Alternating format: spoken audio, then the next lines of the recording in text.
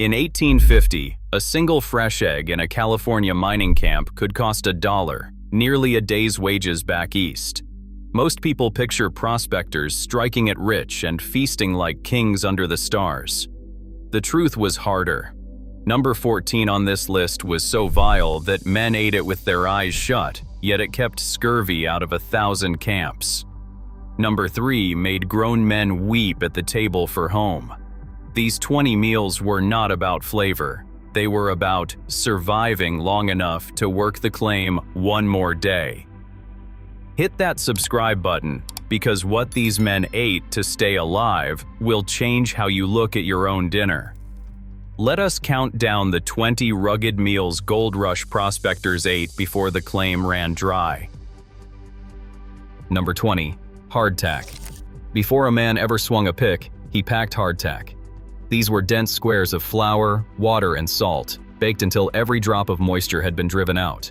A prospector could carry them across mountains for months, and they would not spoil. The miners called them tooth dullers and sheet iron, and the names were earned. A fresh batch was hard enough to crack a molar. Men soaked them in coffee, in bean liquor, in melted bacon grease, anything to make them yield to a hungry jaw. A few cents bought a sack that lasted weeks. The flavor was nothing, somewhere between chalk and cardboard, but a single cracker delivered around 100 calories of pure survival. When the supply mule was late and the rivers were swollen, hardtack was often the only thing standing between a man and starvation in the diggings. Number 19. Salt pork and bacon. The backbone of the prospector's larder came packed in salt inside a wooden barrel. Salt pork, the heavily cured belly and side of a hog, could survive a summer in a tent without refrigeration. A man would slice it thick, fry it until the fat ran clear and the edges curled crisp, then drop beans or hardtack straight into the rendered grease. Nothing was wasted.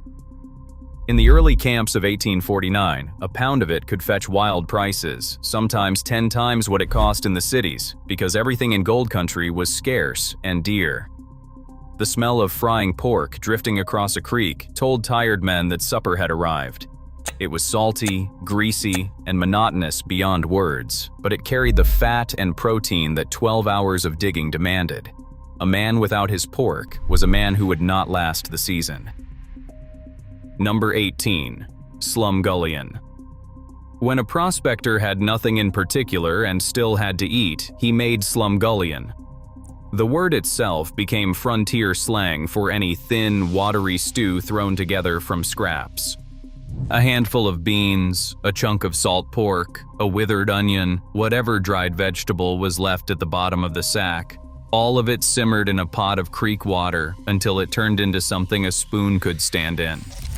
The beauty of slumgullion was that it had no recipe. It changed every night and asked nothing of a man except a fire and the patience to stir. Mark Twain, who knew the camps well, used the word to describe a particularly weak cup of coffee, which tells you exactly how thin it could get. But thin or thick, it was hot and it filled a belly. In a camp where every other meal was the same beans and the same pork, slumgullion at least kept a man guessing. Number 17. Cornmeal mush. When the flour barrel ran low, cornmeal carried the camp. Mush was the simplest thing a man could make. Boil cornmeal in salted water, stir until it thickened into a heavy porridge, and eat it straight from the pot. Cornmeal cost about half what wheat flour did, which mattered enormously when prices in the diggings could ruin a man faster than a dry claim. The mush was bland and sat in the stomach like wet sand, but it burned slow and kept a body working through the afternoon. The real trick came the next morning. Leftover mush was sliced cold, fried in bacon grease until the outside turned golden and crisp, and drizzled with whatever molasses was on hand. Fried mush was the single most welcome thing a tired prospector could find on his tin plate, and it cost almost nothing to make twice from one pot. Number 16. Boiled coffee. No prospector started a day without it. Coffee in the diggings was not brewed so much as boiled into submission. A man tossed crushed beans straight into a pot of water, set it over the coals, and let it roll until it was black. bitter, and strong enough to float a horseshoe. Some dropped in a crushed eggshell to settle the grounds. Others did not bother and simply chewed their way through the last gritty inches of the cup. Coffee was not a comfort. It was medicine, ritual, and the closest thing to wealth a poor man carried in his pack. When real beans grew too expensive, men roasted barley, chicory, even dried carrots, and called the brown water coffee out of stubborn loyalty. The first pot went on before dawn. The last one stayed warm until a man rolled into his blankets. A camp without coffee was a camp on the edge of mutiny. Number 15. Jerky. Long before anything came in a sealed bag, jerky was survival you could carry in a pocket. Prospectors cut beef or venison into thin strips, salted them hard, and dried them in the sun or over a low smoky fire until the meat turned dark and leathery. Done right, it lasted for months without spoiling, which made it the perfect food for a man following a rumor of gold over a ridge with no idea when he would eat next. He gnawed it slowly in the saddle or beside the sluice box, working every bit of flavor and nourishment out of each tough strip. The technique was learned from indigenous peoples who had perfected it over centuries, and the smartest prospectors knew it. A pound of dried meat could keep a man moving through a full day of brutal labor when there was no time to stop and cook, and no fire to cook over. Number 14. Desiccated vegetables. Here is the dish men ate with their eyes shut. As scurvy began killing prospectors who lived on nothing but pork and flour, suppliers shipped pressed cakes of dried, compressed vegetables into the camps. Soldiers of the era called them desecrated vegetables, and the joke was bitter and accurate. The cakes were a grayish brick of dried cabbage, turnip, carrot, and whatever else could be wrung dry and crushed together. A man broke off a chunk, boiled it in water, and watched it swell into a slimy, smelling mass that tasted of dust and old hay. It was genuinely revolting. But it worked. The vegetables carried just enough vitamin C to push back the rotting gums, loosening teeth, and crippling weakness that scurvy brought to men whose diets had no greens at all. Prospectors held their noses and ate it because the alternative was watching their teeth fall out into the gold pan. First pattern break. Here is where the truth about the gold rush gets interesting. The men who came west in 1849 were not chasing comfort. They were chasing a number, and that number lived at the bottom of a frozen river or inside a mountain of rock. Food was an afterthought, right up until it became the only thing that mattered. Prices in the camps were insane in a way that is hard to imagine now. Flour that sold for a few dollars a barrel in the East could cost a small fortune in a remote diggings because someone had to haul it up rivers and over passes on the back of a mule. A man could find gold in the morning and spend half of it on supper that night. The miners who survived were not the ones who found the most gold.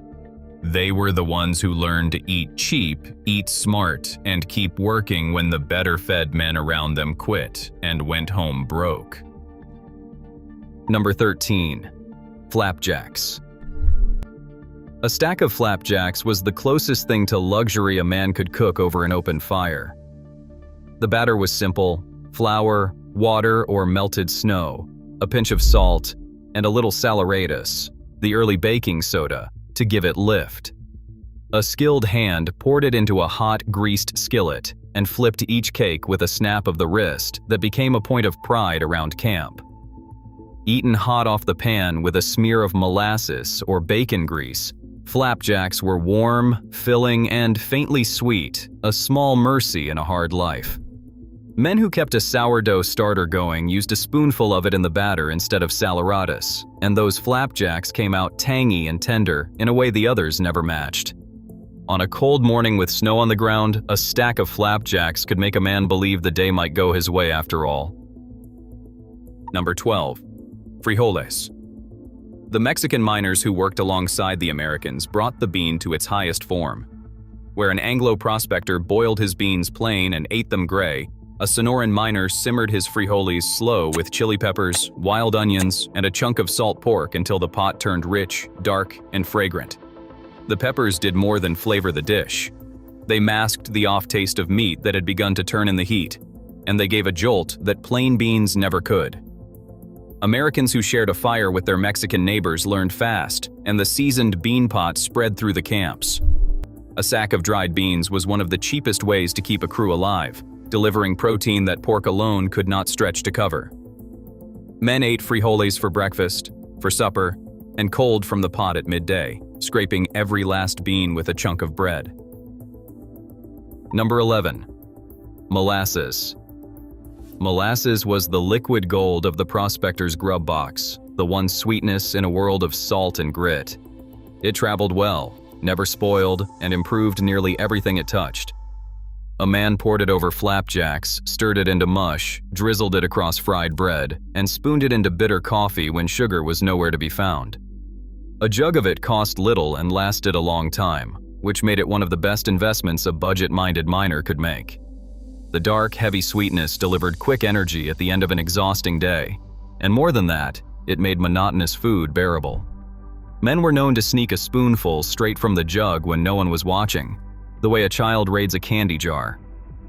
In a life stripped down to survival, that small sweetness was worth guarding, and many a camp argument started over a molasses jug gone suspiciously light.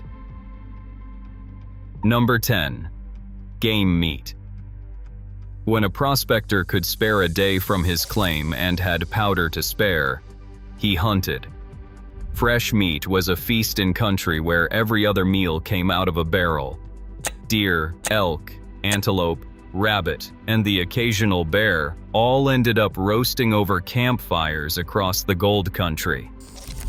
Venison was the prize, lean and rich, roasted on a green stick or stewed in a pot with onions and whatever else was on hand. Bear meat was greasier and strong, but the fat was prized for cooking, and a single bear could feed a whole camp for days.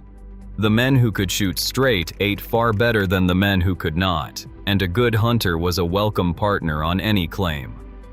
Fresh game broke the endless cycle of salt pork and beans and gave men the deep nourishment that preserved meat, for all its convenience, simply could not match. Number 9. Johnny cakes. When there was cornmeal but no time and no skillet to spare, a man made Johnny cakes, also called corn dodgers in the camps. The batter was nothing more than cornmeal, salt, and water, shaped by hand into dense little cakes and either fried in bacon grease or baked on a flat hot stone propped beside the coals. They came out heavy, gritty, and golden, filling enough to anchor a meal when nothing fancier was possible. Cornmeal cost so little compared to wheat flour that the corn dodger became the budget prospector's daily bread. The cakes soaked up bean liquor and gravy like a sponge, and a man could stuff a few cold ones in his pocket to gnaw on through the long hours at the sluice. They were plain to the point of dullness, but they were reliable, and reliability kept men alive when luck would not. Second pattern break. Here is what modern nutrition science now confirms. The prospectors who survived the camps in the best shape were almost never the ones eating the most meat. They were the ones who got their hands on something green, something sour, something with life still in it. Scurvy was the silent killer of the diggings, far deadlier than claim jumpers or cave-ins.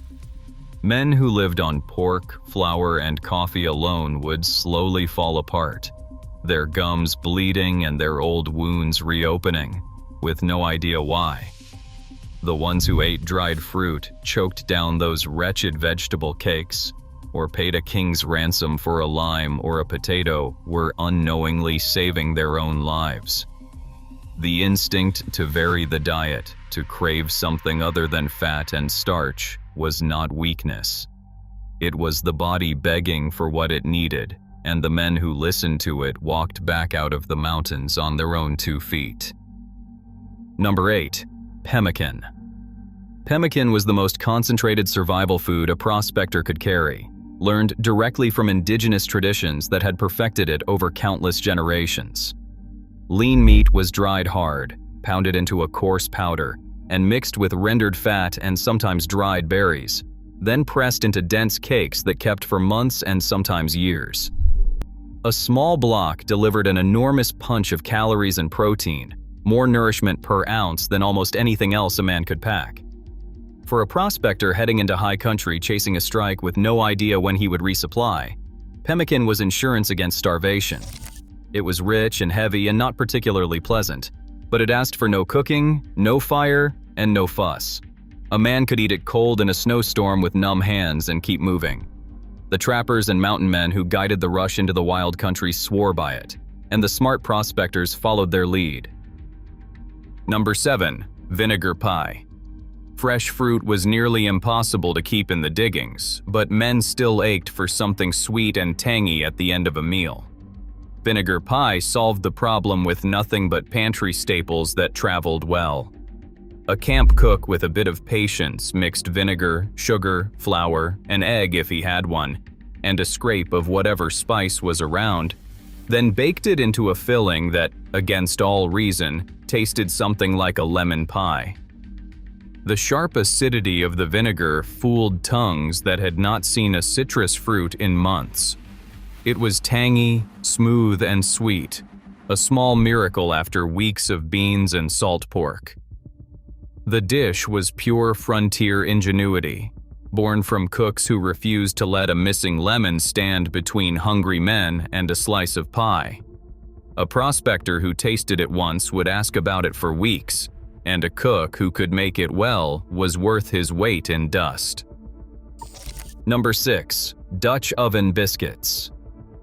The cast-iron Dutch oven was one of the most prized possessions in any camp, and the biscuits it produced were a daily wonder. A cook mixed flour, salt, a little fat, and a leavening of saleratus or sourdough, dropped the dough into the heavy iron pot, and buried it in coals with more coals heaped on the lid. Buried in the fire that way, the oven baked from every direction, and out came biscuits that were crusty outside and tender within. Men split them open and drowned them in bean liquor, bacon gravy, or molasses, and a good batch could turn a grim supper into something close to satisfying. The Dutch oven did far more than biscuits, of course. It baked bread, stewed beans, roasted game, and fried meat, all from a single pot a man could carry on a mule. A camp with a good oven and a good hand to run it ate like minor royalty by frontier standards. Number 5. Boston baked beans. Here is something that almost no one remembers today. The prospectors of the Klondike, decades after California, were so defined by one single food that it became their name. A veteran of the gold country was called a sourdough because he was the man wise enough to keep a pot of fermented starter alive through the brutal winters, often sleeping with it tucked against his body so the wild yeast would not freeze and die. A greenhorn fresh off the boat was a chichaco, a man with no starter and no sense. The starter was treated like a living member of the outfit, fed and protected and passed from hand to hand. Some of those starters traveled thousands of miles and lasted years, sour and bubbling and faithful. To lose your starter to the cold was a genuine disaster, the kind of thing that could turn a confident man into a beggar at his neighbor's fire.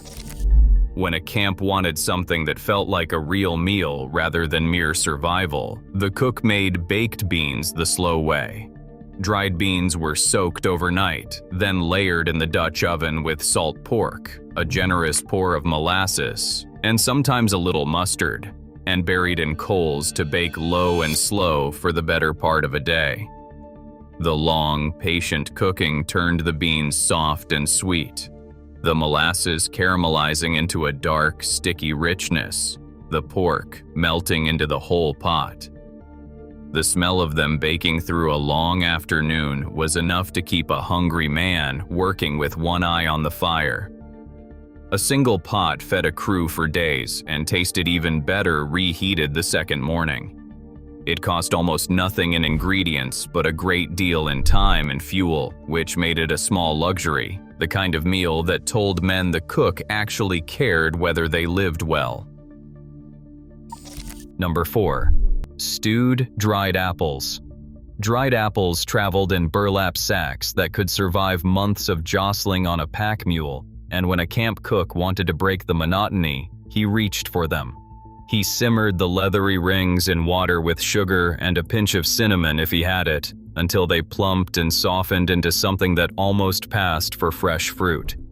The aroma alone could stop a tired man in his tracks. Beyond the comfort, the dried fruit carried vitamins that helped hold back scurvy, and it functioned as medicine disguised as dessert.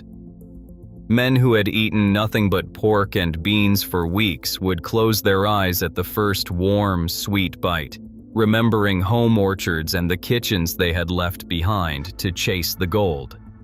Stewed apples appeared at the end of a good meal as a small kindness, a few spoonfuls of sweetness to carry a man through to morning and the next day's labor. Number 3. Canned peaches. Here is the meal that made grown men weep at the table. Canning was new and expensive in the gold rush years, and a tin of preserved peaches hauled all the way to the diggings could cost a staggering sum. But to a prospector who had eaten gray beans and salt pork for half a year, that tin of golden fruit in heavy syrup was worth every cent and more. Men opened a can of peaches and ate them slowly, almost reverently, the cold, sweet slices and the sticky syrup tasting like everything they had given up to come west. There are accounts of hardened miners going quiet, even tearing up over a single tin, because nothing in the camps tasted of home the way that fruit did.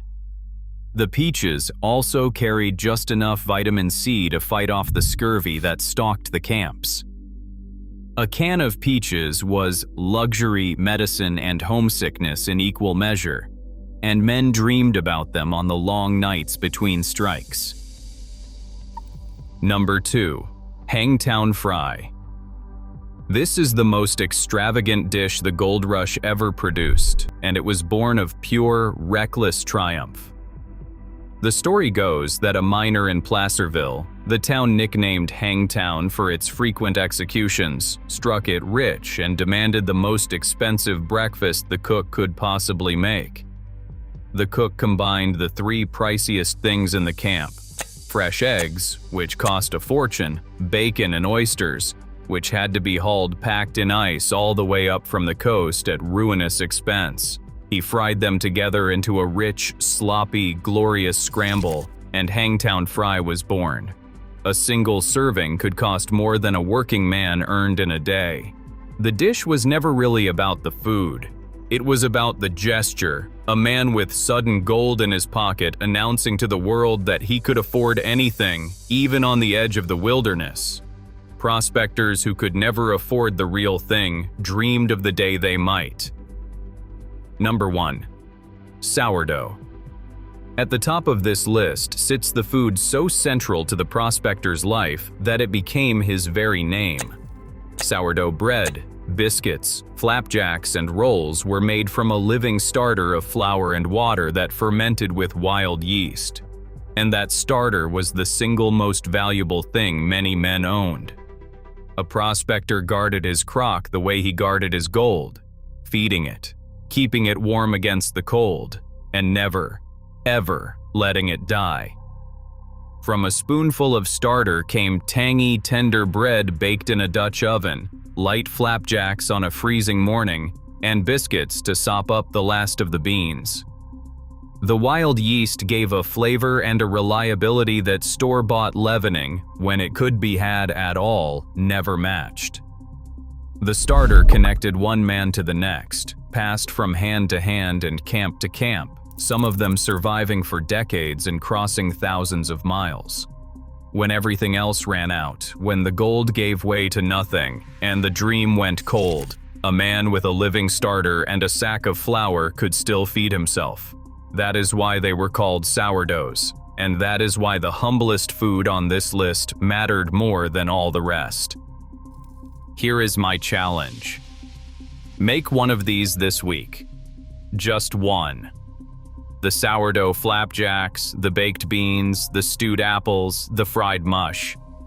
Then sit down and eat it slow, and think about the men who made it over a fire with frozen hands and a fortune on their minds. Drop the one you are going to try in the comments. I want to know if the Hangtown Fry gets more love than the sourdough, and whether anyone is brave enough to attempt those desiccated vegetables. Because these were not just meals, they were the fuel of one of the wildest gambles in American history, eaten by men who bet everything on the next pan of gravel.